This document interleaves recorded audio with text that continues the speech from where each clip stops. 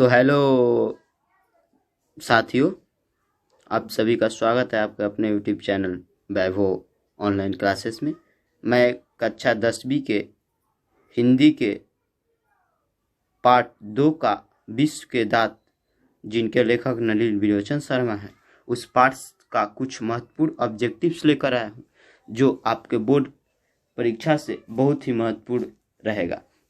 तो चलिए मैं आज इस प्रश्न को बताता हूं और इसको आप सभी जरूर याद कर लें। तो चलिए साथियों, मैं स्टार्ट करता हूं। देखिए क्या कह रहा है पहला जो क्वेश्चन है वो क्वेश्चन कह रहा है कि नलिन विलोचन शर्मा पटना विश्वविद्यालय के हिंदी विभाग के अध्यक्ष कब बने थे। क्वेश्चन बहुत बार बोर्ड में पूछ चुका है और पूछ भी सकता है, कोई लिमिट नहीं है। Question repeated question previous year ही इस वक्त पूछ रहा है 100 ऑब्जेक्टिव में, तो आप इसको याद कर लीजिएगा। तो वह बने थे सन 1959 ईस्वी में। वह पटना विश्वविद्यालय के हिंदी विभाग के अध्यक्ष बने थे नलिन विलोचन शर्मा। क्वेश्चन नंबर 2, आलोचकों के अनुसार प्रयोगवाद का वास्तविक प्रारंभ किससे है। तो वह था नलिन विलोचन शर्मा। किसके कविताओं से हुआ था। तो नलिन विलोचन शर्मा की कविता जो विश्व के दांत है वह एक कविता ही है।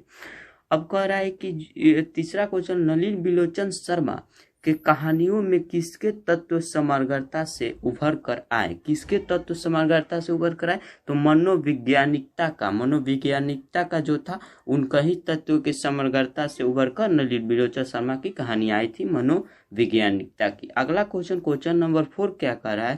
कह रहा है देखिए, विश्व के दांत कहानी किस वर्ग के अंतर विरोधियों को उजागर करती है। तो वह मध्यम वर्ग के अंतर विरोधियों को उजागर करती है। कहता है खोखा। आप क्वेश्चन नंबर 5 क्या कह रहा है। देखिए, खोखा खोकी किस भाषा का शब्द है। बांग्ला भाषा का, याद कर लीजिएगा। 5वां नंबर क्वेश्चन, खोखा खोकी किस भाषा का शब्द है। तो बांग्ला। कह रहा है सेन साहब की कितनी लड़कियां थी। तो 5। बहुत बार क्वेश्चन पूछ चुका है हिंदी में कि सेन साहब की कितनी लड़कियां थी। तो 5 लड़कियां थी।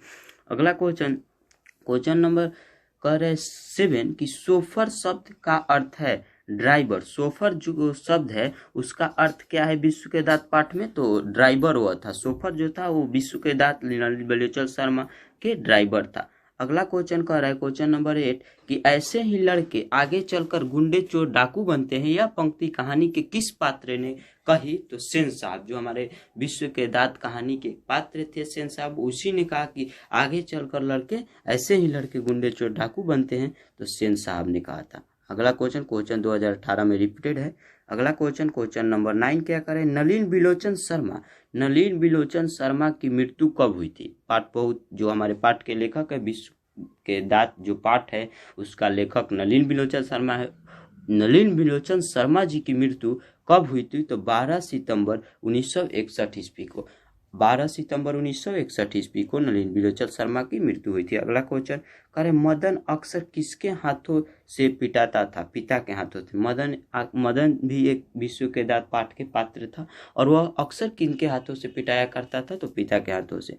अगला क्वेश्चन नंबर 11 कह रहा है विश्व के दांत शीर्षक कहानी के कहानीकार कौन थे, यानी लेखक कौन थे। तो नलिन विलोचन शर्मा विश्व के दांत पाठ के लेखक थे और यह पाठ हिंदी गद्य खंड के पाठ नंबर 2 है। इसको भी आप याद कर लीजिएगा, पाठ 2 है। अगला क्वेश्चन कह रहा है क्वेश्चन नंबर मेरा लास्ट ही है। कह रहा है गिरधर लाल कौन था। गिरधर लाल मदन के पिता था। गिरधर लाल कौन था। मदन के पिता था, ना कि कासू के पिता था। गिरधर लाल एक पात्र था। मदन भी उस कहानी का पात्र नहीं था। गिरधर भी उस कहानी का पात्र नहीं था। विश्व के दांत, तो विश्व के दांत जो पाठ के पात्र थे गिरधर लाल, उनके पुत्र वो किनके पिता थे। तो मदन के, यानी गिरधर लाल के पुत्र कौन हुआ। मदन। आ सकता है कि मदन के पिता कौन थे। तो गिरधर लाल। आप याद कर लीजिएगा। आपको यदि वीडियो पसंद है तो हमारे चैनल को सब्सक्राइब कर लाइक कीजिए और अपने दोस्तों के पास इस वीडियो को जरूर से जरूर शेयर कीजिए। धन्यवाद साथियों। और पहला पाठ का वीडियो आपको इस चैनल को आप खोल कर देखिए। पहला पाठ का भी वीडियो अपलोड कर दिया गया है। धन्यवाद साथियों।